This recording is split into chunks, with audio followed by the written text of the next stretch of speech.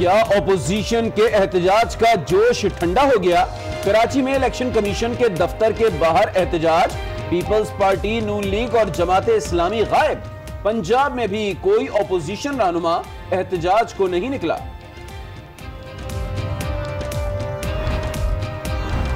कौमी असेंबली में 180 और पंजाब असेंबली में 186 नशिस्तें हासिल हैं।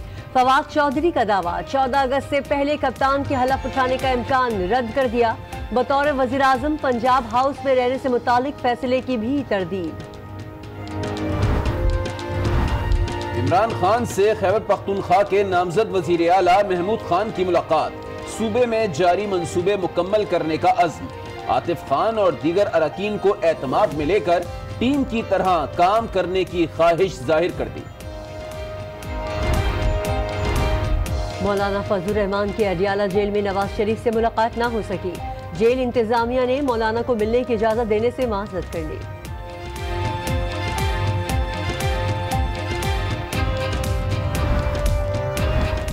क्या नवाज शरीफ की रिहाई पर मुज़ाकरात हो रहे हैं? सहाफी का सवाल। क्या मुज़ाकरात के बगैर दुनिया चल सकती है? शहबाज शरीफ का सवालिया जवाब। कहा, बातचीत का मतलब एनआरओ नहीं। साबिक वजीर आला की वजाहत। अडियाला जेल में नवाज शरीफ के दामाद मोहम्मद सफदर की तबीयत बिगड़ गई। मैदे में अल्सर के बाइस खाने पीने से मासूर, सख्त सिक्योरिटी में अस्पताल मुंतकिल कर दिया गया।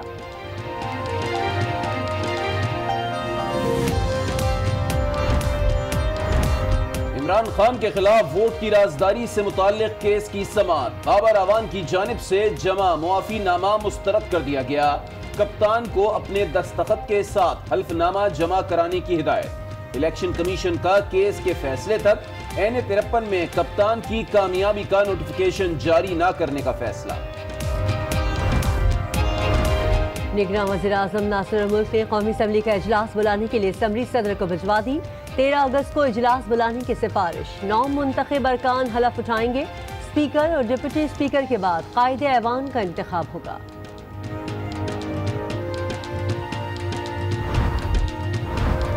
खैबर पख्तूनख्वा असेंबली का इजलास 13 अगस्त सुबह 10 बजे तलब कर लिया गया। 9 मुंतखब अरकान हल्फ उठाएंगे। स्पीकर, डिप्टी स्पीकर और वजीर आला का भी इंतखाब किया जाएगा। इलेक्शन कमीशन ने N131 से इमरान खान की कामयाबी का नोटिफिकेशन जारी कर दिया। रूस के सफीर एलेक्सी डेडोफ की बनी कालामद, इमरान खान से मुलाकात।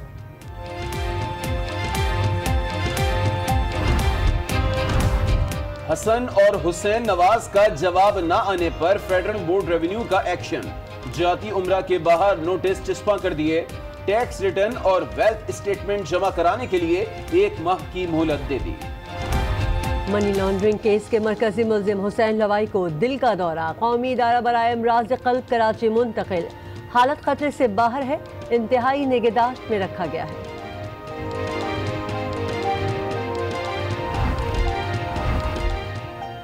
पार्लियामेंट लॉजेस के गैर कानूनी रिहायशियों के खिलाफ क्रैकडाउन। CDA ने गैर कानूनी तौर पर तामीर शॉप्स भी खाली करा ली।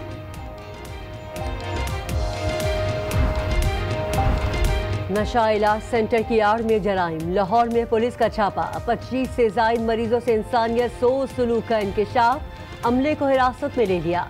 3 अफराद जाली डॉक्टर बनकर इलाज करते थे। पंजाब हेल्थ केयर के मुलविस होने का शुबा, तहकीकात जारी। और रुपए की कदर कीमत में बेहतरी। इंटरबैंक में डॉलर की कीमत 27 पैसे कम हो गई। डॉलर 123 रुपए 95 पैसे का हो गया।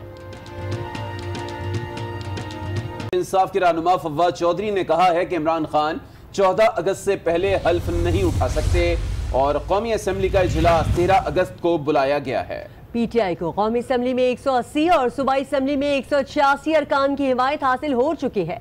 इमरान खान ने सिंध पर खास तवज्जो की हिदायत की है, में बड़े मंसूबे ला रहे हैं। तो अगर 13 तारीख को ये इजलास होता है तो इसका मतलब यह है कि ये 14 अगस्त को तो हलफ नहीं हो सकता। सो हलफ जो है ये फिर 15, 16, 17 में से इन दिनों में जाएगा। ये भी हुकूमत ने फैसला करना है कि क्या वो सेशन को चलाना चाहते हैं आगे या करेंगे या नहीं चला सकते हैं। जो वज़ीर आला पंजाब है उसके ऊपर भी हमें हतमी अक्सरियत अब हासिल है।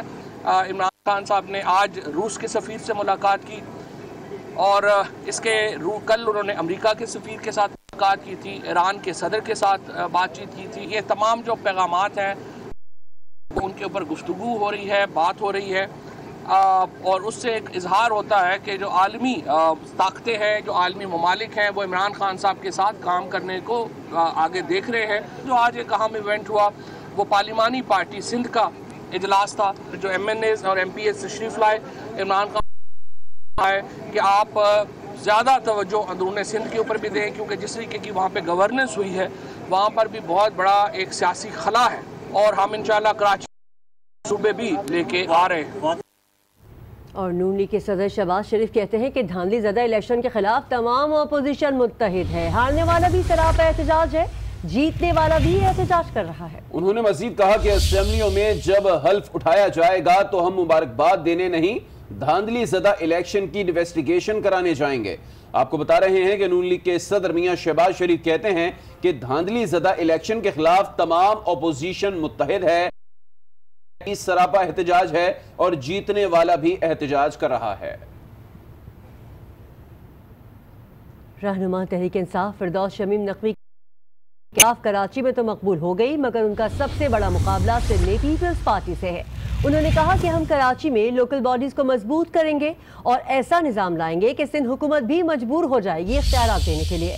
फिरदौस शमीम ने MKM से मुताल्लिक दिए बयान पर कहा कि इमरान खान ने तंबीह की है कि एहतियात से काम लें, हमारा मकसद हर जगह हुकूमत बनाना है, मजबूरी हमारी ये है कि हम स्टेटस को के खिलाफ हैं, नून लीग और पीपल्स पार्टी को इख्तिदार में नहीं देखना चाहते। पाकिस्तान तहरीक इंसाफ जो है कराची में तो बहुत मकबूल हो गई और पूरे पाकिस्तान में इस वक्त वाहिद कौमी पार्टी है, लेकिन खिलाफ फतह करना बाकी है वो अंदरून सिंध है, जहां हमारा पीपल्स पार्टी से सख्त मुकाबला होगा। खान साहब ने कहा हम लोकल बॉडीज को मजबूत करेंगे और वो समझते हैं कि ना होगा कि सिंध की हुकूमत मजबूर हो जाएगी कि लोकल गवर्नमेंट के अपने निज़ाम को तब्दील करे। MKM के बारे में इमरान खान साहब ने मुझे ज़रूर, आप ज़रा एहतियात कीजिए इस मामले के अंदर। हमारे लिए इस वक्त जो मेन चीज़ है वो ये है कि हम हर जगह गवर्नमेंट, मजबूरी हमारी ये है कि हम स्टेटस को की फोर्सेस को पावर में नहीं देख सकते। ये है वो मजबूरी जिसके तहत हम ना पीपल्स पार्टी को पावर कहीं ना PMLN को देखना चाहते हैं, और ये हम पिछले 22 साल से यही स्ट्रगल कर रहे हैं। उस स्ट्रगल का रिजल्ट अचीव करने के लिए we'll make compromises with everyone. अब आपको बताएं कि इलेक्शन में मुबैना धांधली के खिलाफ अपोजिशन जमातों की तहरीक का जोश अब मान पड़ने लगा है। पंजाब में ताहाल कोई रहनुमा या कारकुन मुजाहरे के लिए नहीं निकला। पीपल्स पार्टी 3 सूबों से गायब रही।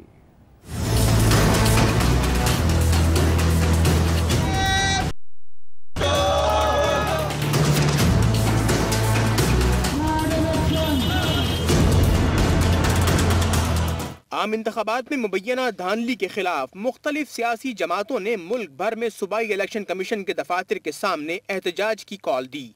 ताहम बुलंद बांग दावों के बरक्स ये एहतजाज सानवी नौयत का रहा। कराची में सूबाई इलेक्शन कमीशन के बाहर एहतजाज से पीपल्स पार्टी, नून लीग और जमात इस्लामी लाताल्लुक रहीं। मुजाहिरीन वाइफे और ANP के कारकुन ही नजर आए।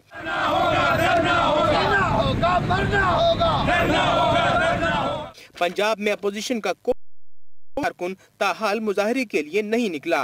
पेशावर में होने वाले मुजाहरे से भी पीपल्स पार्टी गायब थी। मुजाहरे में MMA, कौमी वतन पार्टी, ANP और नून लीग की शमूलियत नजर आई। एहतजाज के पेश नजर इलेक्शन कमीशन को आने वाले रास्ते खारदार तारों से बंद कर दिए गए।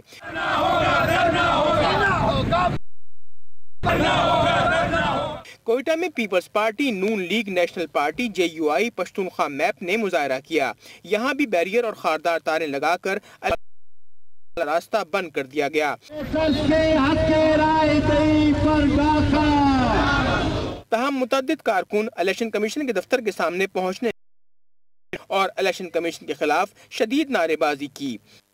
अहम खबर दें, मौलाना फजल रहमान नवाज शरीफ से मुलाकात के लिए अडियाला जेल पहुंचे, लेकिन जेल इंतजामिया ने फजल रहमान को मुलाकात की इजाज़त नहीं दी। मजीद बात करेंगे आज जिसके नुमाइंदे अली फुरकान से हमारे साथ लाइन पे मौजूद हैं। अली, मौलाना फजल रहमान की नवाज शरीफ से मुलाकात क्यों नहीं पहुंच गए थे? जी बिल्कुल, अहम इत्तेहादी रहे हैं नवाज शरीफ के गुज़श्ता हुकूमत में और मुलाकात करना चाहते थे अडयाला जेल में उनसे, लेकिन जेल उन्हें रोक दिया गया मुलाकात से। और मौलाना फजल रहमान के तर्जुमान ने इसके ऊपर अफसोस का इजहार किया और ये कहा है कि इंतजामिया की तरफ से उन्हें ये बताया गया है कि आला हुकाम की जानब से ये अहकामात हैं कि उनकी मुलाकात जो है वो नवाज शरीफ से नहीं हो सकती, जिसके बाद जो है वो मौलाना फजल रहमान के तर्जुमान की जानब से अफसोस का इजहार किया गया है इस इंतजामिया के इस रवैये के ऊपर। ठीक है अली फुरकान, बहुत शुक्रिया, आपने अपडेट किया।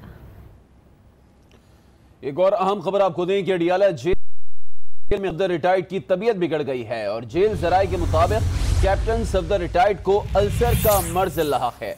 जराये के मुताबिक कैप्टन सफदर को अब अस्पताल जा सकता है। अहम खबर आपको दे रहे हैं कि अडयाला जेल में कैप्टन रिटायर्ड सफदर की तबीयत बिगड़ गई है।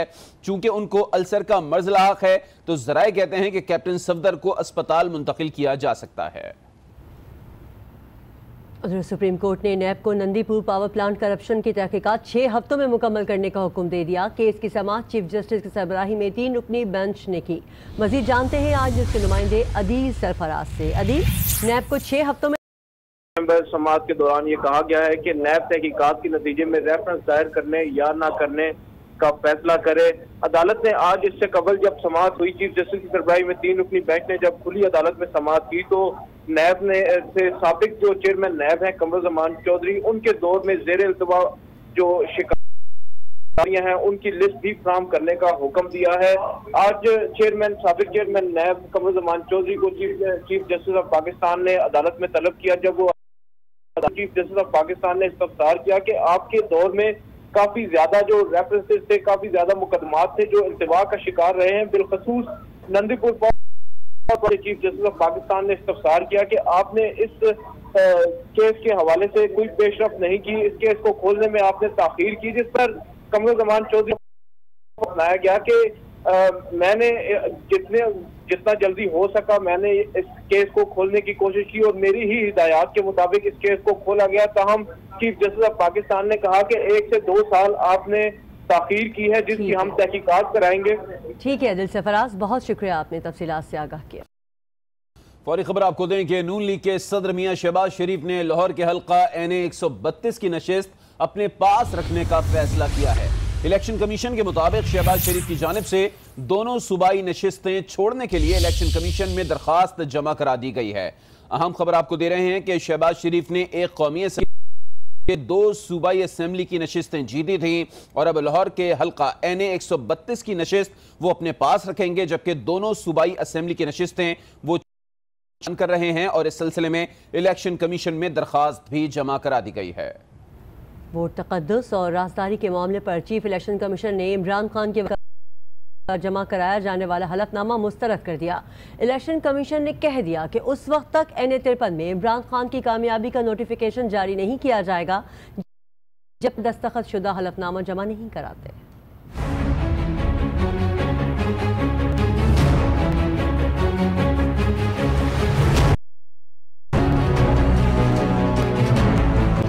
इलेक्शन कमीशन ने बाबर आवान का जमा कराया गया हलफनामा मुस्तरद कर दिया। कह दिया कामयाबी का नोटिफिकेशन उस करेंगे जब तक इमरान खान अपना दस्तखत शुदा हलफनामा जमा नहीं कराते।